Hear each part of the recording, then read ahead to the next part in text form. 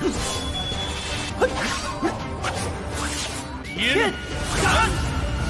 剑先生，他们的攻击要追上来了，你有办法了。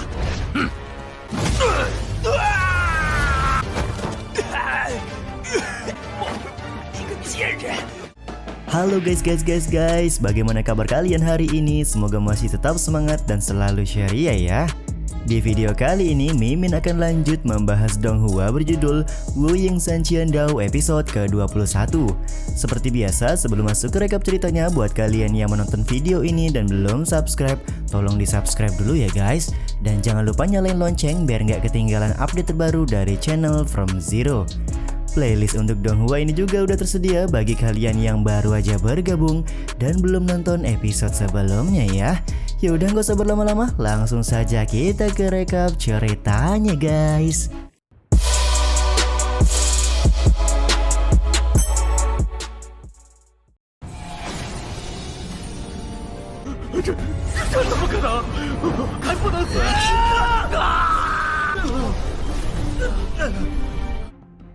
Pada scene awal masih diperlihatkan si Lin Yuan yang terkena tebasan pedang Nirvana milik Su Wuzhou. Meskipun sudah terkena tebasan pedang Nirvana, si Lin Yuan tampak masih hidup namun kelihatan sudah tidak berdaya lagi. Dengan raut wajah yang ketakutan, dia memohon ampunan kepada Su Wuzhou untuk tidak membunuhnya kali ini. Namun tetap saja Bang MC kita teguh dengan pendiriannya, yaitu membunuh si Lin Yuan demi keamanan dari keluarga Qin di kota Lin'an. 不要杀我！齐齐的好危险！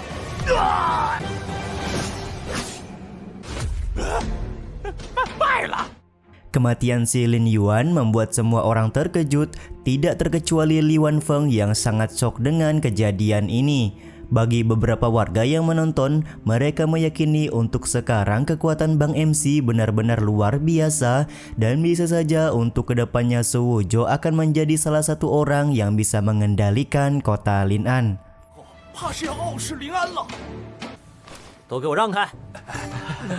Pujian juga dilontarkan oleh Qin Fengsha yang merasa kalau menantunya melakukan pekerjaan dengan sangat baik hari ini. Namun ketika mertua dan mantu ini saling berhadapan, siapa sangka kalau Su Wuzhou lebih memilih untuk menghampiri Qing Mo ketimbang Qin Fengsha. Bang MC kita pun langsung menanyai keadaan istrinya apakah baik-baik saja karena sedari tadi dia merasa khawatir. Dengan tersipu malu, Qing Mo berkata bahwa dia baik-baik saja. 你没事吧？我没事。没事便好，接下来交给我吧。 Di saat itu juga Su Wuzhou meminta Qing Mo untuk menunggu sebentar karena sekarang dia akan membereskan Li Wanfeng terlebih dahulu. Sontak hal ini pun membuat Li Wanfeng sangat ketakutan sembari berharap bahwa Jian yang berasal dari sekte Juntian mau membantunya dalam melawan Bang MC. Namun siapa yang menyangka bahwa Jian dengan sangat cepat menggunakan jurus kabur guna menghindari pertarungan dengan Su Wuzhou. Kejadian kaburnya Jian membuat Li Wanfeng juga mengikuti langkahnya untuk kabur dari bahaya. 剑先生，谢灵月死了，手，剑先生。 Sementara itu, Bang MC dan Qin Fengsha kelihatan bersinergi satu sama lain untuk menggunakan keterampilan bertarung pedang pembelah langit guna membunuh Li Wanfeng dan juga Jian.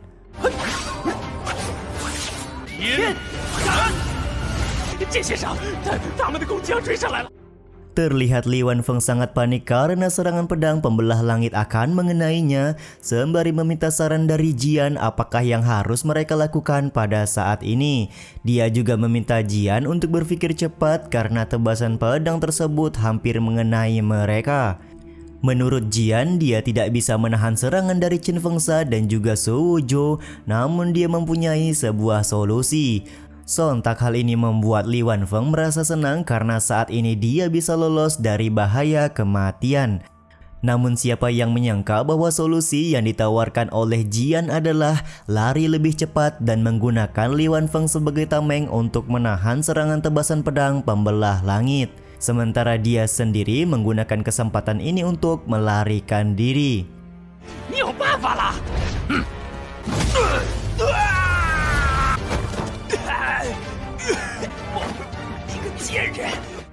Sebelum menghembuskan nafas terakhir, Li Wanfeng tampak sangat kecewa karena di saat begini Jian malah mengkhianatinya. Sementara itu, Yao Yao yang merasa situasi sudah terkendali segera mengajak Yu Feng untuk meninggalkan altar kota Lin'an. Bagi Yu Feng, dia tidak menyangka bahwa sebenarnya Yao Yao sudah mengetahui kalau Su Wuzhou akan memenangkan pertarungan kali ini. Aku tidak bisa mengalahkannya dan itulah rahasia tentang Su Wuzhou, ucap Yao Yao yang merasa kalau Su Wuzhou memanglah lebih berbakat ketimbang dia sendiri. Perkataan ini sontak membuat Yu Feng menanyai lagi apakah ada rahasia lain yang dimiliki oleh Bang MC dan Yao Yao tidak menjawab hal tersebut serta mengajak Yu Feng untuk meninggalkan tempat ini sekarang juga.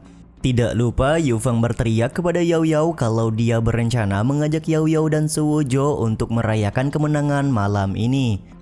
大局已定，我们走吧。你早知道许无舟会赢，我看不透他。现在身上没有点秘密？不说了，走了。哎，找许兄问问。 Sementara itu, Su Wuzhou sendiri tidak berniat mengejar Jian yang coba untuk melarikan diri. Begitu pula dengan Qin Fengsha yang merasa hal terpenting pada saat ini adalah bahwa si Lin Yuan sudah mati dan keluarga Qin mereka juga sudah tidak punya musuh lagi di kota Lin'an. Bagi Qing Mo, dia mengkhawatirkan Su Wuzhou yang sudah bertarung dengan keras serta mendapatkan beberapa luka. Dia pun meminta Bang MC untuk pulang terlebih dahulu guna beristirahat sembari menyembuhkan semua luka yang didapat. 还是让他给跑了。谢林渊一死，我们便再无敌人。哦，你刚才连番大战，还受了伤，你还是先回家调养一下吧。Qin Fengsha juga setuju kalau mereka pulang terlebih dahulu sembari memberitahukan kalau adik ipar dari Su Wuzhou juga sudah kembali ke kediaman keluarga Qin. Sontak hal ini membuat Su Wuzhou kaget karena selama ini di dalam ingatannya tidak tahu kalau mempunyai seorang adik ipar. 还是先回去吧，正好。啊，我弟弟。 Singkat cerita, Qin Fengsha dan Qing Mo sudah kembali ke kediaman keluarga Qin. Begitu pula dengan Bang MC kita. Mereka langsung disambut oleh adik kandung dari Qing Mo yang bernama Yunji. 父亲，姐姐， Bang MC kita sendiri masih memiliki sedikit ingatan tentang Yunji, di mana adik iparnya ini selalu saja membuli Su Wuzhou ketika dulu dengan mengatasnamakan sebuah bimbingan dan pelatihan semata. Saat ini Bang MC berpikir bahwa sekarang adalah waktu yang sangat tepat untuk mengembalikan keadaan dengan memberikan pelatihan kepada Yunji. Di saat yang sama, Yunji memberi selamat serta menanyakan kebenaran kepada kakaknya karena berhasil mendapat sebuah pencerahan beberapa waktu yang lalu.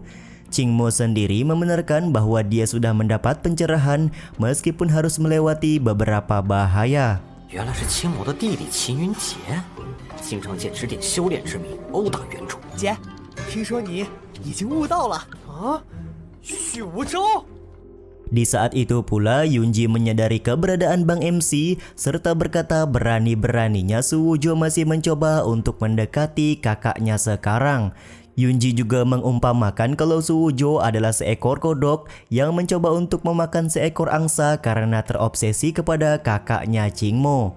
Aku tidak mau memakan angsa lagi karena sekarang aku sudah memakannya, ucap Su Wuzhou sembari tertawa di hadapan Yunji. 你对我姐姐还贼心不死，总算你有自知之明了。唉，已经知道了。 Sontak hal ini pun membuat Yunji sangat kaget dan bertanya apakah sebenarnya yang dimaksud oleh Bang MC. Situasi ini pun membuat Qing Mo kesal kepada Su Wuzhou sembari memberi penjelasan kepada Yunji bahwa dia dan Su Wuzhou sudah resmi menikah. Begitu pula dengan Qin Fengsha yang langsung meminta kepada Yunji untuk kedepannya dia harus memanggil Su Wuzhou dengan sebutan kakak ipar. Momen ini sontak membuat Yunji syok berat karena kok bisa-bisanya kakaknya menikahi seorang sampah keluarga yang haus akan uang serta cabul seperti Su Wuzhou. 我已经和吴舟结婚了，是你的姐夫了。云杰，喜糖还给你留着呢。结婚了，还好色的废物呢！不许你这么说你的姐夫！ BTW guys, Yunji ini belum banyak dapat informasi tentang apa saja yang sudah terjadi kepada keluarga Qin beberapa waktu ke belakang ya. Perkataan Yunji tentu saja membuat Qin Fengsa kesal karena Yunji sebagai adik ipar tidak boleh mengatai hal yang tidak-tidak tentang kakak iparnya. Reaksi ayahnya ini tentu saja lagi dan lagi membuat Yunji heran karena seingatnya mereka berdua selalu saja membenci Su Wuzhou yang kelakuannya dulu sudah di luar nurul. Karena tidak ingin kehilangan muka, Qin Fengsa kemudian berkata bahwa selama ini dia selalu memotivasi Su Wuzhou dan bahkan sudah tahu sejak lama kalau Su Wuzhou menyembunyikan kekuatannya di hadapan orang-orang.